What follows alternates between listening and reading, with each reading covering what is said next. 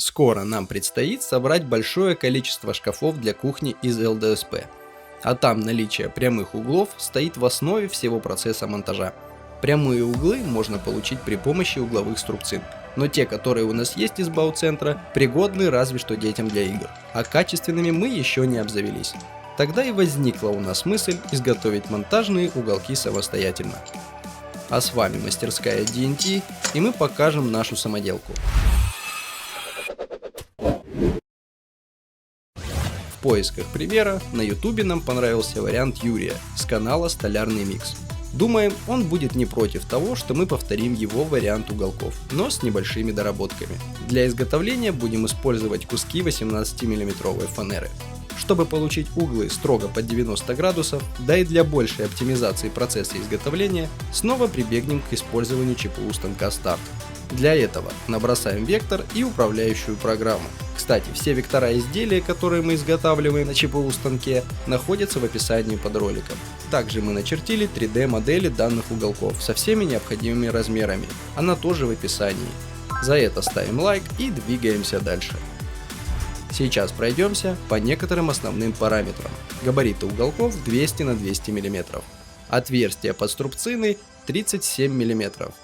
На обратной стороне уголков имеется несколько ступенек для большего удобства при фиксации деталей струбцинами. Также для удобства в работе уголков имеют специальные фиксаторы-ползунки. Они позволяют не проваливаться уголкам при монтаже.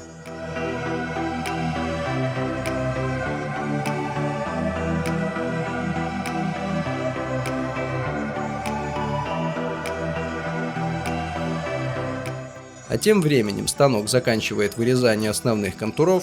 Делали мы это фрезой диаметром 3 мм. Затем меняем фрезу на 2 мм, запускаем станок для выборки и вырезания фиксирующих вставок.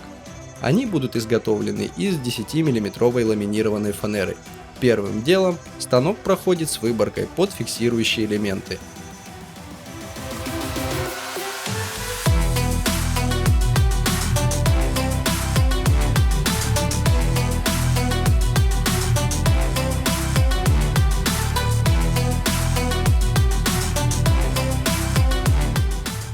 Когда вся внутренняя выборка закончена, переходим к вырезанию контура.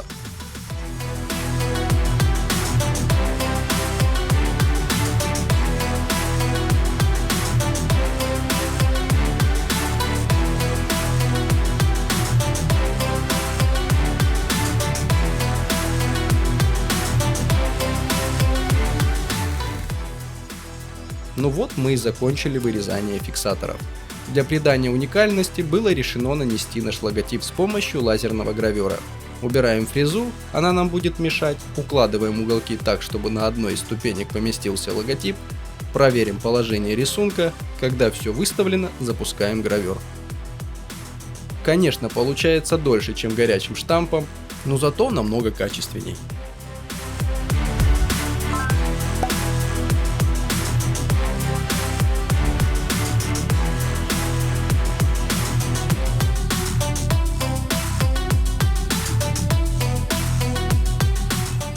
По завершению гравировки можно перейти к установлению фиксирующих ползунков на место.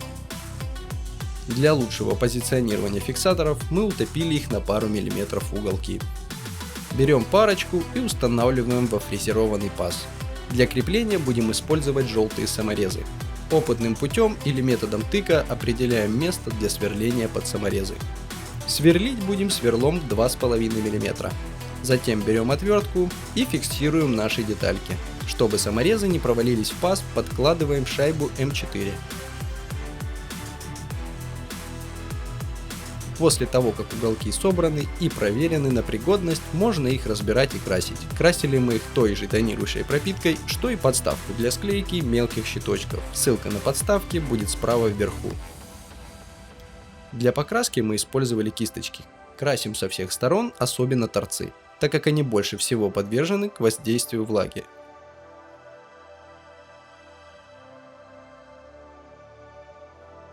После окраски оставляем все сохнуть. Затем собираем уголки и идем испытывать. Будем это делать на парочке старых кусков ЛДСП, из которого и будут наши шкафы. Так что испытания будут приближены к реальным условиям. Ставим наши тестовые образцы на ребро, образуя прямой угол между ними. Берем парочку уголков, один из которых приставляем к заготовкам и фиксируем его быстро зажимными струбцинами. Переворачиваем нашу конструкцию на другой бок и устанавливаем второй уголок, также фиксируя его струбцинами. Когда оба уголка в действии и держат угол в 90 градусов, можно скручивать данную конструкцию. Сделаем это на 3 обычных черных самореза. Но для начала нужно все места под саморезы засверлить, так как если сразу закрутить саморезы в ЛДСП с вероятностью в 90%, оно расколется.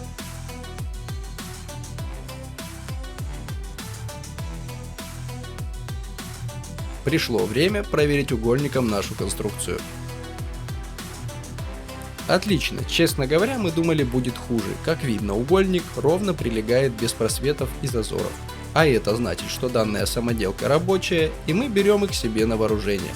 Друзья, напишите в комментариях, как вам данная альтернатива угловым струбцинам и что можно в них доработать.